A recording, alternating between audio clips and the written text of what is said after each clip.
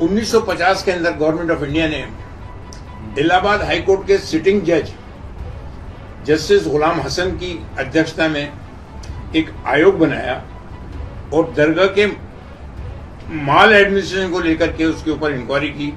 उसके अंदर जब उन्होंने यहाँ आकर के पूरी जानकारी ली, खोजबीन की, मालूमात की, डॉक्यूमेंट्स देखे और पुराने दस्तावेज की रोशनी के अंदर उन्होंने जो अपनी रिपोर्ट सबमिट की वो गवर्नमेंट ऑफ इंडिया के पटल पे है 1950 की। इसका पेज नंबर 18 के ऊपर बिल्कुल क्लियर कट वर्डिंग्स हैं कि उस जमाने में ये सब कच्चा था। जब गरीब नवाज रहमतुल्लाह तशरीफ लाए उस जमाने में ये कच्चा मैदान था, उसके अंदर उनकी कब्र थी। जहां पर कब्र होगी और वो भी कच्ची, 150 साल तक आपका मजार कच्चा रहा, बिल्कुल भी वहां कोई पक्का कंस्ट्रक्शन नहीं था, तो उसके नीचे टेम्पल कहां से आ गया भाई। अभी दरगाह को लेकर कंट्रोवर्सी बनी हुई है और भ्रांति की बयानात जो हैं वेरियस चैनल्स पे और उस पे आ रहे हैं, उसको देख करके मेरे को खुद मंजर आम पर आना पड़ा कि फैक्चुअल पोजीशन आप लोगों के नोटिस में ला दी जाए ताकि ये जो बयानात आ रहे हैं इसके ऊपर अंकुश लग सके और जो वस्तु स्थिति है और जो सही हिस्ट्री है वो पब्लिक के नोटिस के अंदर पब्लिक के सामने आ जाए। अभी थोड़ी देर की बात है कि सुप्रीम कोर्ट ने, हमारे सर्वोच्च न्यायालय ने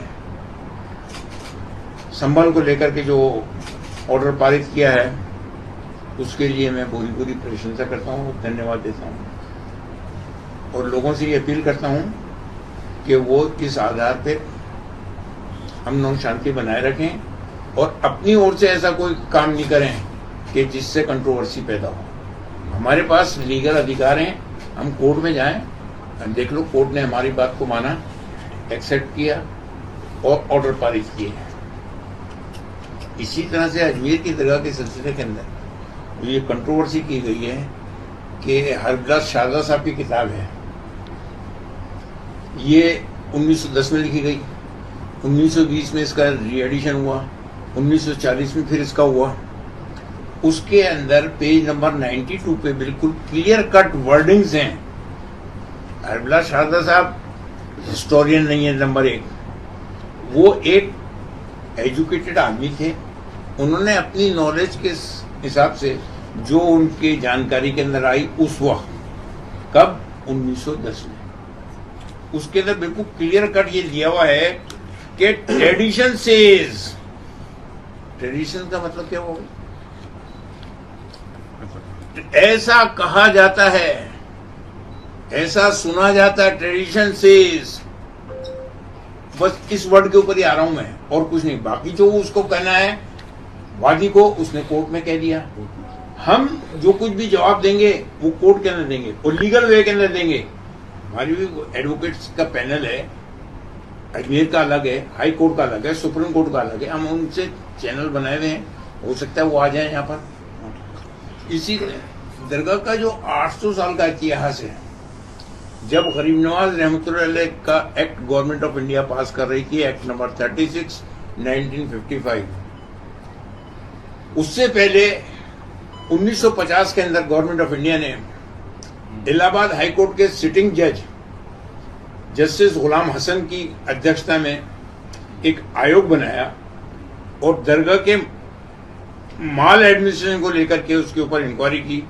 उसके अंदर जब उन्होंने यहाँ आकर के पूरी जानकारी ली, खोजबीन की, मालूमात की, डॉक्यूमेंट्स देखे और पुराने दस्तावेज की रोशनी के अंदर उन्होंने जो अपनी रिपोर्ट सबमिट की वो गवर्नमेंट ऑफ इंडिया के पटल पे है 1950 की।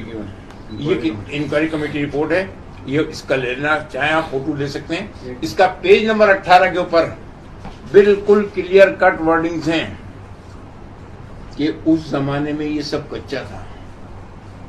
जब गरीब नवाज रहमतुल्लाह तशरीफ लाए उस जमाने में ये कच्चा मैदान था, उसके अंदर उनकी कब्र थी। अब साइकोलॉजी पॉइंट ऑफ व्यू से आप खुद अंदाजा लगा सकते हैं कि जहां पर कब्र होगी और वो भी कच्ची, 150 साल तक आपका मजार कच्चा रहा, बिल्कुल भी वहां कोई पक्का कंस्ट्रक्शन नहीं था, तो उसके नीचे टेम्पल कहां से आ गया भाई?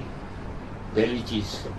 दूसरी चीज के जो महमूद खिलजी थे, कहाँ के थे ये?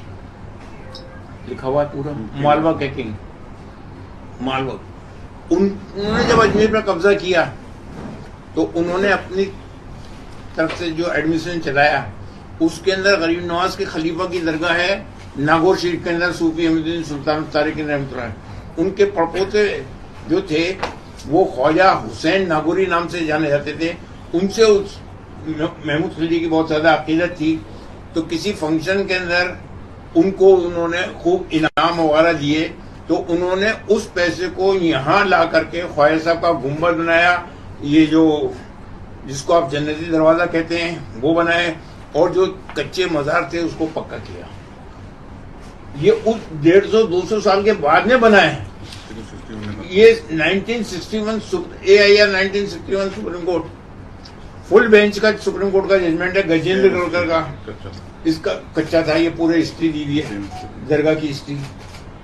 जो एक्ट को चैलेंज किया गया था उसके अंदर ये पूरी हिस्ट्री दी हुई है कि क्या था वहां पर, क्या नहीं था, ये क्लियर कट मौजूद है।